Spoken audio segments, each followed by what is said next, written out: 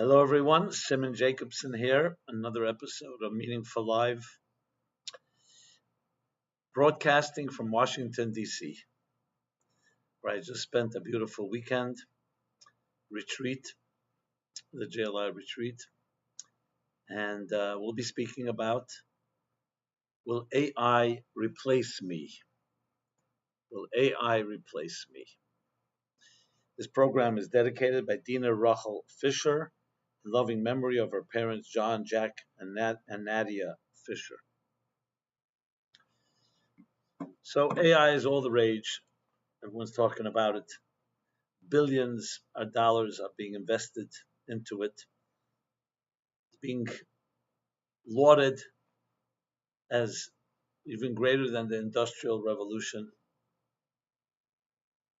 and how it will transform the workplace and literally virtually everything that we do. I've discussed this in previous programs, but it's worthwhile addressing some of the bigger questions that are being raised here. Now, just to put it into very practical terminology,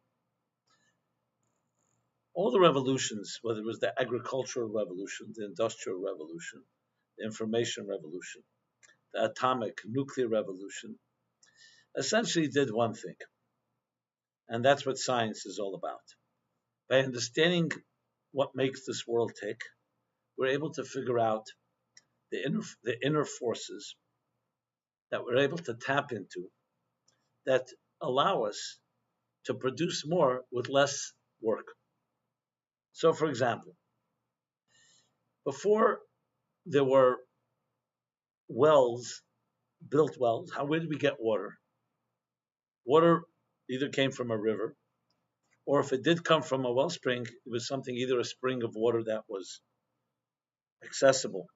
But when we discovered how to dig wells, and then found instruments like buckets and other ways to draw water from deep in the ground, we were able to get water quicker because we didn't have to travel so far and more efficiently. The same thing with the discovery of the wheel. So with a wheel, we're able to have wheelbarrows, able to move things quicker. So every progressive growth in technology essentially lowered the time that we needed to produce something. So take the agricultural revolution and then the industrial revolution. Once upon a time, you had to work 7, 8, 9, whatever amount of hours in a field to be able to produce enough rice or potatoes or corn or bread for you to live on. And if you had something extra, you could sell it or trade it. Once machines took over, or let's say once animals began to plow fields, and then machines, you didn't have to spend that time. And you could have produce that will be developed much quicker, and not only during certain seasons, in all seasons. Today, you can press a button and order something on Amazon and get it within 15, 20, or a half hour. Well, once upon a time, it would have taken weeks or months or days till it got delivered to you, till it was shipped from wherever it may be. So what technology is doing is shrinking the time and space, the usual time and space necessary. If you wanted to get from, let's say, New York to Australia 500 years ago, there were no planes. The only way would be by boat. How long would it take? And the dangers involved. How many people went on such a trip? A plane, now it's 14 hours, 16 hours, whatever the amount it is. That's what technology does. You wanted to communicate with someone. You had to either send them a letter, which also went through stages. How does the letter get delivered? Is it getting delivered by animals? Is it getting delivered by automobiles or by planes? Today, you don't need to even do that. All you got to do is send an email or a text or a social media text. So what you see here is they all have one thing in common. So now let's apply this. AI, assuming that it lives up to all its promises. It will wash our dishes. It will drive our cars. It will do our work. It will program.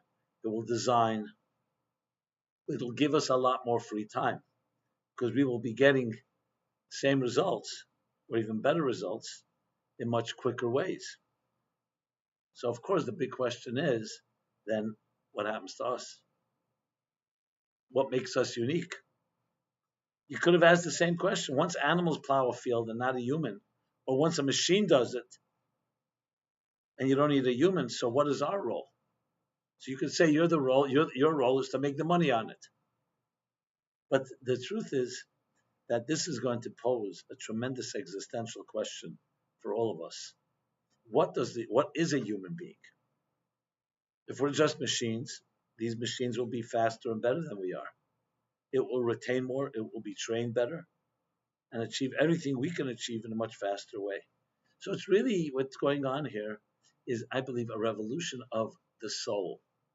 Discovering what is your soul like? What is your soul like? And who are you in that sense? So if it's really used properly, what's going to happen is it's going to open up a question of what is the true human being? Are you just a person who plows fields? Are you a person who delivers mail? Are you someone that is a materialistic functionary utilitarian machine? Or do you have something more transcendent about you? Now, the truth is, even the transcendent part, the spiritual part, will also be able to be trained to an AI agent. You'll also be able to train. But the constant growth in that area, where we really can grow spiritually, we can grow in knowledge, and we can grow in ways that are not materialistic. That's where ultimately the human being will be superior to AI. Because AI will always be a machine. It will always be a product of something we've created, where spirituality is something that is only humanly generated. Yes, we can train AI to think that way and to grow in that fashion as well. But that idea of a constant process of going beyond our comfort zone and beyond who we are, again, instruments can help us, but that's what we're going to shine. So this comes down to, for the first time ever, the question is, if all your material activities are taken care of, what will be your spiritual activities? So it's going to force us to think about our souls and how we preoccupy, how we dedicate our time toward that end. So if you want a head start, you have to start thinking about your soul now. Because again, once the machines can do everything that we can do right now, the only final frontier will be those areas that are not imaginable, and not describable, that are not predictable. And that's where the soul comes in. So I absolutely believe there will be a spiritual revolution like no other, unprecedented. A revolution that will be asking the questions: the purpose of life, meaning of life, how do we grow, how do we continuously aspire to and reach and conquer greater horizons. These are the questions of the future, and these are questions that are already being asked, but especially of the future, because when we are going to be relieved from the menial labor, that's what we are going to be called upon to accomplish. In the good old days, work itself was considered to be either a punishment for Adam and Eve's sin of eating from the tree of knowledge, or at best a necessary evil, where people, the only way is to toil and b'zeyas hapecha teicha lechem is the expression. By the sweat of your brow shall you eat bread. Meaning the only way to eat bread is going to be through efforts and so on, through human effort and exertion. But once that is taken care of, then what's left is that we are no longer just materialistic human beings. We are spiritual human beings, constantly striving, constantly looking to go beyond what we've gone. And AI can help us, but AI can only go that far. And that's where the soul will come alive. So I think about it right now, even the discussion of this purpose. If you asked AI this question, it probably come up with an answer similar to what I just said, especially if it's been trained with these ideas. But the actual growth, the actual implementation, is only going to be possible if we embrace that soul. And therefore, there's going to be big questions coming up. You know, when you're busy with distractions, you don't have to ask these questions. But when those distractions are taken care of, then you're left with what do you stand for? What's your purpose? What's your objective in life? What's your mission in life? I believe the Meaningful Life Center, the work we do, is going to rise in prominence even more than now because it's going to have to address that very question. So I'm not waiting around. We're using AI, and we're using AI to actually do exactly that. That it should not just be a machine that does things quicker and faster, and therefore can make and while also making us a lot of money, but it helps us free us up. It's like having an assistant that takes care of lower level things and frees us up to be the people we can actually be. What does it mean to be divine? What does it mean to be transcendent? What does it mean to go beyond the norms, beyond the structures of existence? And that to me is extremely exciting. And it's also a place where when we enter there, less materialistic, less jealousy, less greed, less competition, unhealthy, and less corruption. And that's where we're headed. So I believe it's a really exciting future. We have two choices, obviously, to either become part of the, let's call it the problem, the selfish people busy using it all for their own wealth and for their own selfish interests, or we actually use it for what it was created, which is ultimately filling the world with divine knowledge as the waters cover the sea. So I hope this was helpful. AI at the end of the day will replace you if you think you are a machine. That machine will be better than you are. It's like if you thought you were a dishwasher, you wash dishes, the machines called dishwashers will do a better job.